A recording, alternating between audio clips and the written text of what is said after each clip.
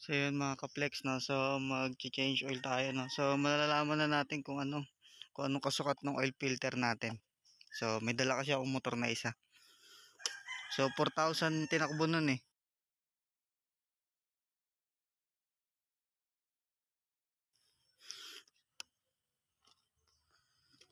So 9,300 na. So almost 5,000 kilometer, no.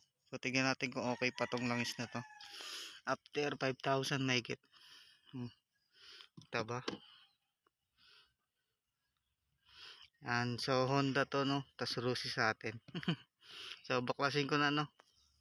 Wala tayong taga video eh. So yun mga ka-flex, no. So bibili tayo ng oil filter nito. Ito yung stock eh.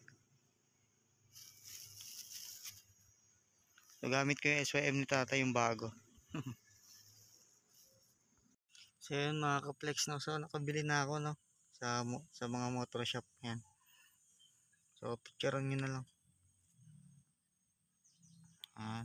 So basta pang Yamaha daw siya. Ito yung serial.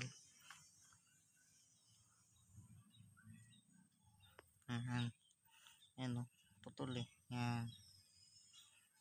Ayan. So kasukat siya, no. Yan. Yan. So magsinlaki siya. Tapos magsinlapad. Okay. So ito, no. Yamaha. So kabit ko na.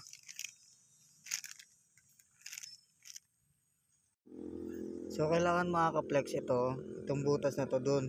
Kasi may butas yun dun. So may butas dun, no. Kailangan ito.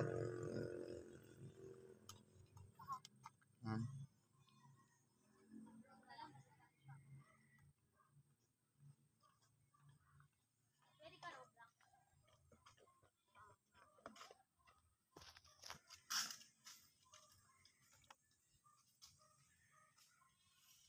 So syempre linisan nyo, no.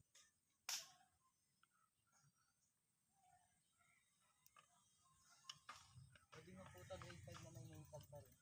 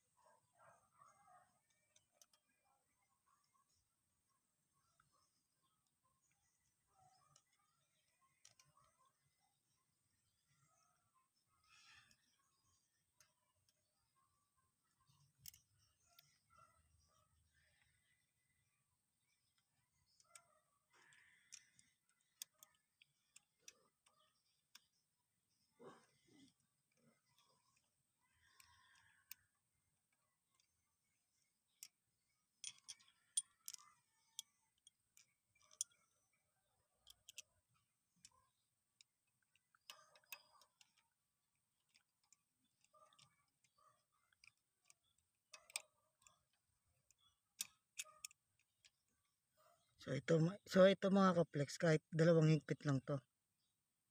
Kasi malalos thread yun. Okay. So yun mga ka-flex, no. So okay na. Kapit ko na. Yan to. Tapos na rin ako mag-change oil. So titignan ko na lang kung nagbabawas, no. Susukatan ko na lang yung langis na neto. So may itim na to eh. Yan, no. So hindi na siya yung parang brown eh. So malapit na siya umitim talaga.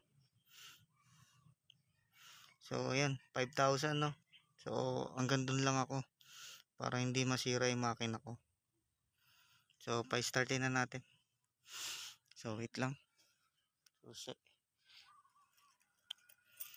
ito. So sa una, padyakan muna natin. So ayan. So 9,397.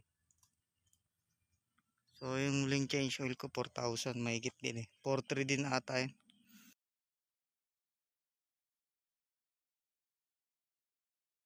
So 5K.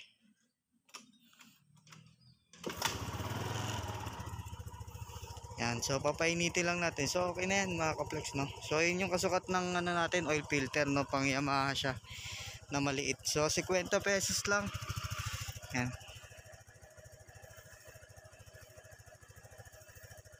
So ito yung serial. Yan. Okay, thank you.